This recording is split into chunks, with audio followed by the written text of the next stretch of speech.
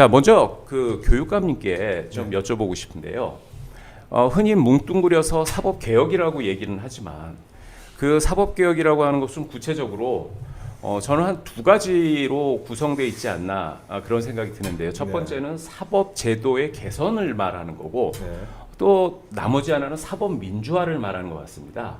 근데 이제 사법제도의 개선이라고 하는 것은 뭐 경제적이고 신속한 재판을 위한 뭐 제도 개선 이런 것인데 그거는 좀 기술적인 내용인 반면에 사법민주화 그러니까 재판의 공정성과 민주적 정당성을 제고하는 그러한 방안 사실 이것이 가장 중요하고 사법개혁의 핵심적인 내용 아니겠습니까? 그런데 그 사법개혁 논의에서 그러한 차이가 좀 간과되고 오히려 사법제도 개선의 문제로 그렇게 좀 어떤 이슈가 국민들한테 좀 호도된다라는 느낌이 없잖아 있는데 거기에 대해서 교육감님은 좀 어떻게 보십니까? 그러니까 지금 사법개혁이 어떤 배경 아래 진행이 됐는지를 좀 살펴봐야지만 이번 사법개혁 논의의 특징을 알 수 있을 것 같아요. 네. 근데 이번 사법개혁 논의는 사실은 이제 내란이 발생했고 내란 사법을 당연히 사법부가 맡게 됐잖아요. 그런데 그 내란 사법 과정에서 정말 이해할 수 없는 일련의 사건들이 나와요. 그렇죠. 그것이 특히 법관의 판결 형식으로 나온다는데 사람들이 완전히 뒤통수를 맞는 거거든요. 그랬죠. 예. 그래서 내란 사법하라 그랬더니 사법 내란 벌리고 있다. 제가 그렇게 얘기를 했어요. 네. 자, 그러다 보니까 이 사법 내란의 주체라고 볼 수 있는 조희대 대법원장과 대법관들 그리고 지기현 부장판사 또 우리 김건희 사건을 다뤘던 우인성 부장판사 명태균 사건을 다뤘던 그 김인철 부장판사 네. 이런 사람들의 행태가 도무지 눈 뜨고 봐줄 수가 없는 정도로 이상했거든요. 네. 우리가 네. 일반 국민들이 이 정도로 법관이 하는 일을 중대한 국민적 관심사에 대해서 법관들이 실제로 재판을 진행하거나 또 판결 근거로 들거나 판결 내용을 이렇게 가까이서 본 적이 없었거든요. 그렇죠. 깜놀한 거예요. 그래서 야, 이 사법부 그냥 놔둬서는 안 되겠구나. 이러다 보니까 어떤 일이 일어났냐면 옛날부터 사법부라는 건 권위의 상징 아닙니까?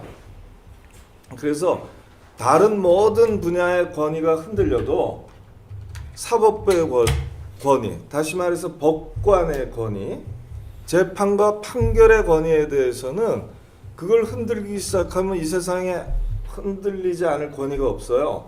사법이 무너지면 국가 공동체가 무너진다고도 그렇죠. 얘기하죠. 다 그런 거죠.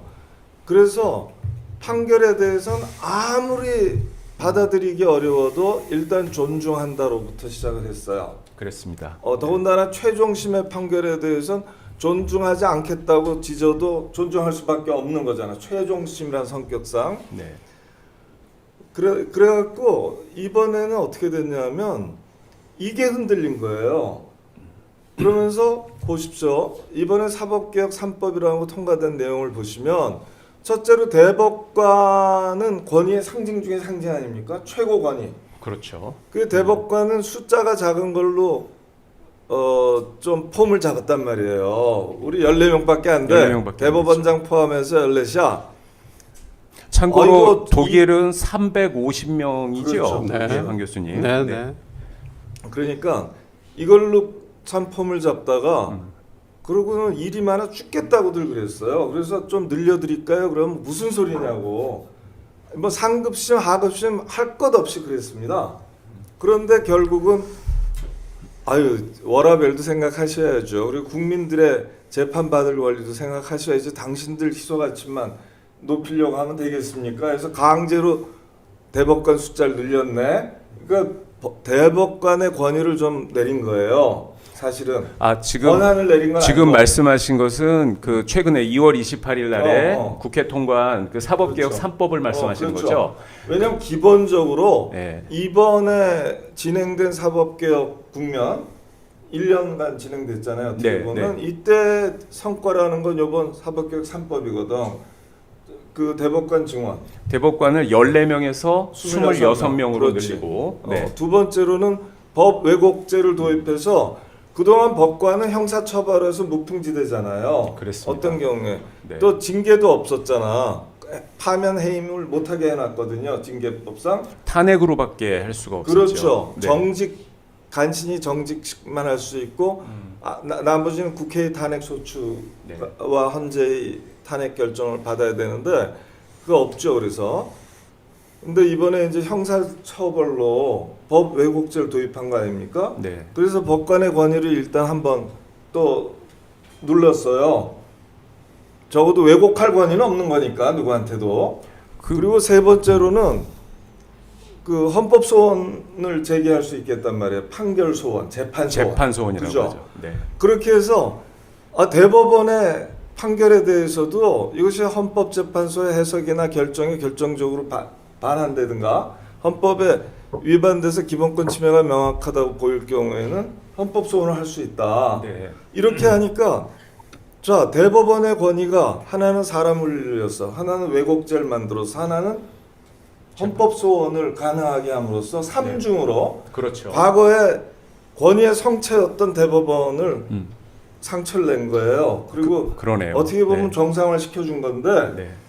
이것이 과거에는 상상도 못했던 거예요. 근데 조이데이 5월 1일자 만행 때문에 이 업보에 대해서 아야소리도 못하고 자기들이 아무리 반대를 해도 지금의 정치 여건에서 이 3법을 당할 수밖에 없었어요. 물론 이것은 이제 어떻게 보느냐는 여러 가지 평가가 있을 수 있습니다.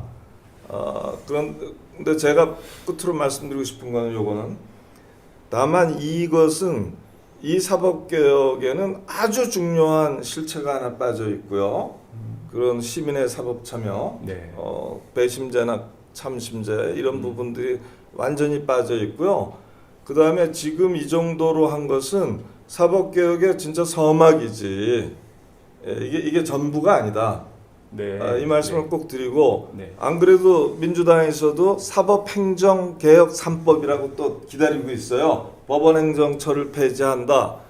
그리고 저 법관징계법의 징계 수위를 강화한다. 네. 그래서 정직 1년을 정직 2년으로 연장한다. 그리고 세 번째로는